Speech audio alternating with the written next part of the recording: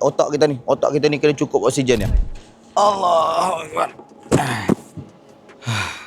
Apa tengok tak? Daripada kemarin dekat Kundasang duk buat ha ya ha. Lepas tu kan hari ni pula main program dekat sini. Saya memang program back to back daripada Bertam, lepas tu pergi ke Ipoh, lepas tu balik pula kita main ke Sabah ni tak habis. Balik ni pula nak kena pergi Langkawi pula. Memang back to back. Sebab apa? Tenaga.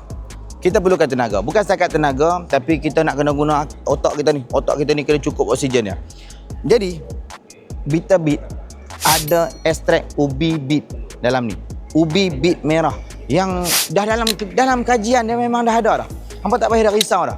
Yang mana dia akan bagi tenaga dan dia akan menyalurkan saluran darah kita ni ke tempat-tempat yang diperlukan. Jadi sebab itulah kita tenaga cukup. Sampai ke otak cukup, sampai ke tubuh badan kita sini-sini kita semua cukup. Jadi ni, kita perlukan tenaga. Sehari nak buat kerja ni. Sampai malam pula ni. Malam pun tak tentu lagi pukul apa boleh tidur.